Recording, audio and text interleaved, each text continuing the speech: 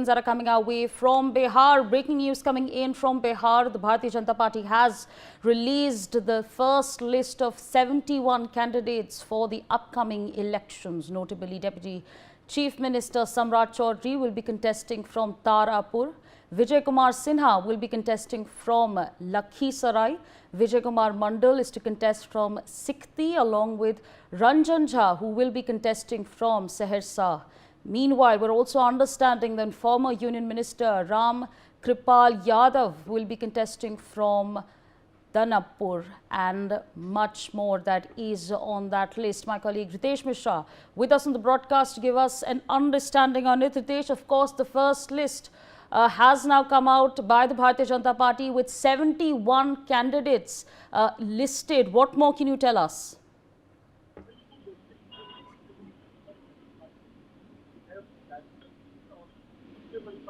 रितेश, आपको मेरी आवाज आ रही है?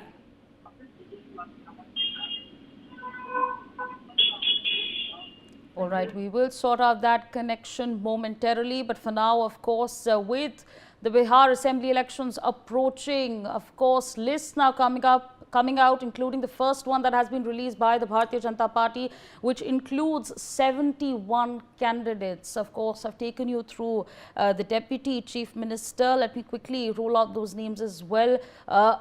The notable names include that of Deputy Chief Minister Samrat Chaudhary, who will be contesting from Tarapur, Vijay Kumar Sinha, who will be contesting from Lakhisarai, Vijay Kumar Mandal to be contesting from Sikthi. In fact, my colleague Ritesh is back with us on the broadcast. Ritesh, 71 names have now been rolled out. Give us the details.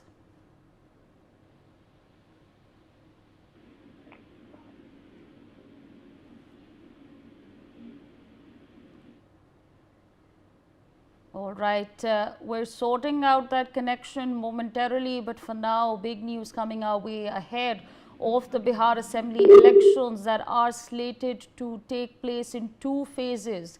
And of course, the 71 names that have been rolled out ahead of the elections.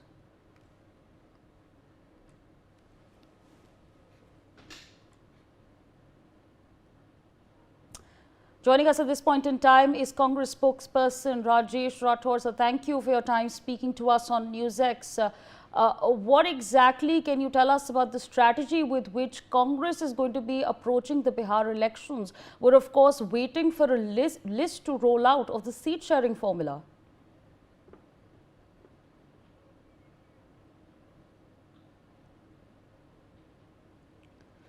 All right, let me quickly start naming the 71 candidates that have been mentioned in this first list that has been put out by the Bharatiya Janata Party. When we talk about Pipri, it's Shri Shyam Babu Prasad, who will be contesting from there. We of course have been talking about the Deputy Chief Ministers, Samrat Chaudhary, who will be contesting from Tarapur, Vijay Kumar Sinha to be contesting from Lakhisarai. We also have information about Vijay Kumar Mandal, who is slated to in fact contest from Sikthi. Many more of course names that have been mentioned in this first list that has come out, but for now of course the big wigs and the seats that they will be contesting from have of course been named, including of course the Deputy Chief Minister Samrat Chaudhary. My colleague Ritesh Mishra back with us on the broadcast. Ritesh, help us understand and decode this list that has been put out, which includes 71 candidates.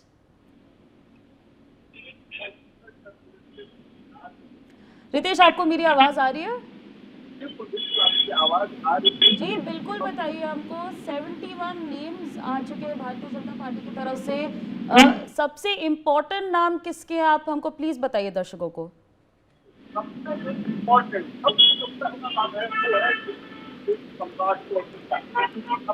में कहा जाता है चला रहे हैं बिहार के सम्राट, लेकिन वो चुनावी मैदान में सबसे वाले हैं और सारा उम्मीदवार बनाए। तो दूसरा बड़ा नाम है वो है के स्वास्थ्य मंत्री मंगल पांडे का, वो भी कल तक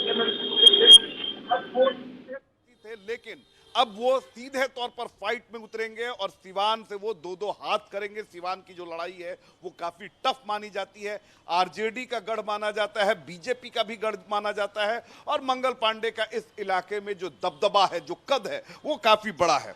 इसके अलावा अगर बात करें तो कई जगहों पर जो उम्मीदवार हैं बदला गया है, लेकिन जितने भी मंत्री हैं अब तक उन्हें रिपीट किया गया है। चाहे वो नितिन नवीन की बात करें, संजय सरावगी की बात करें, इन सभी लोगों को रिपीट किया गया है।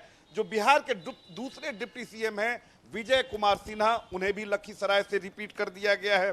दरभंगा के विधायक हैं संजय सरावगी, फिलहाल बिहार सरकार में मंत्री हैं, उन्हें रिपीट किया गया है। और सबसे चौंकाने वाले नामों में से एक और नाम है, वो नाम है पूर्व केंद्रीय मंत्री रामकृपाल यादव का, जिन्होंने 2024 में दानापुर लोकसभा सीट से चुनाव लड़ा था। उनकी हार हुई थी, उनकी जगह मीसा भारती पर लोगों ने भरोसा जताया है, लेकिन उसके बाद एक बार फिर से बीजेपी ने उन पर भरोसा जताते हुए दानापुर से उन्हें अपना उम्मीदवार बनाया है। जो बीजेपी के कद्दावर नेता हैं नंद किशोर यादव, बिहार विधानसभा के अध्यक्ष भी हैं, उनका टिकट काट दिया गया है। हालांकि उनकी नाराजगी सामने नहीं आई है।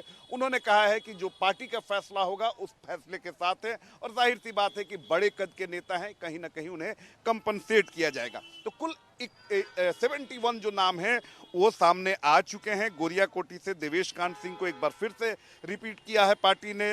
दरौंदा से भी करणजीत सिंह को एक बार फिर से पार्टी ने रिपीट कर दिया है।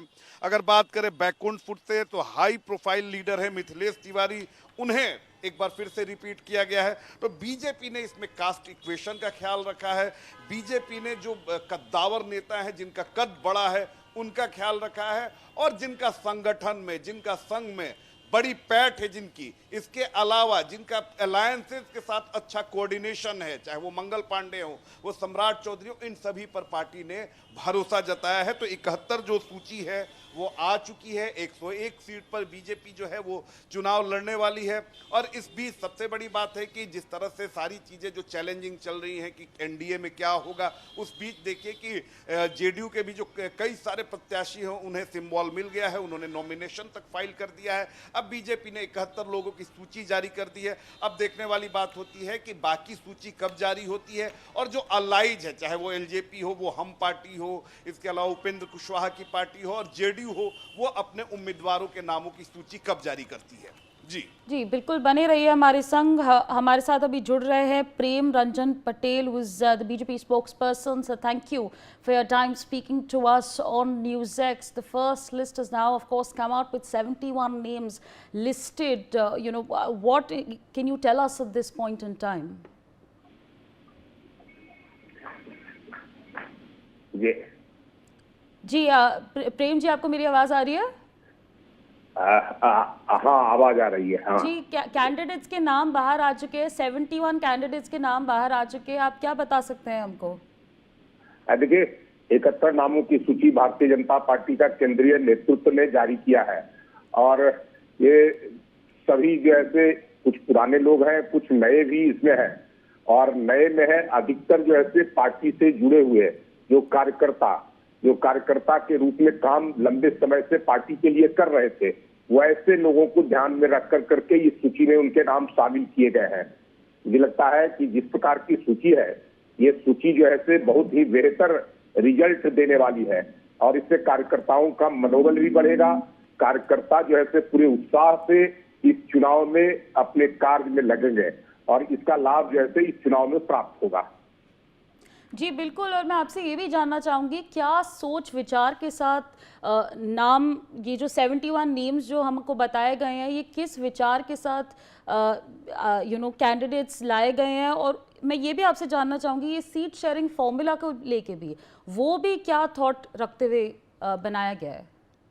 देखिए, हमारे यहाँ जो प्रक्रिया है भारतीय जनता पार्टी के अंदर में, प्रदेश की चुनाव समिति बैठती है। प्रदेश की चुनाव समिति एक एक सीटों पर गहन तरीके से निरीक्षण करती है, एक एक सीटों पर चर्चा करती है, और उसमें कौन व्यक्ति, कौन समीकरण के आधार पर सही हो सकता है, कौन सा कार्यकर्ता जो है जिसके चुनाव लड़ने से ज्यादा बेहतर जो है माहौल क्रिएट हो सकता है।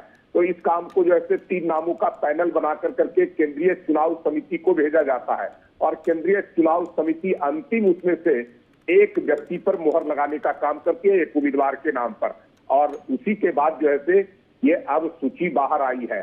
तो निश्चित तौर पे जो है से हर चीज का ख्याल, चाहे वह सामाजिक समीकरण का ख्याल हो, क्षेत्रीय संतुलन बनाने का काम हो, और पार्टी के कार्यकर्ताओं में उत्साह भरने का काम हो, ये सारी चीजों को ध्यान में रख कर करके ये सूची तैयार की गई है और इसका लाभ आने वाले समय में मिलेगा।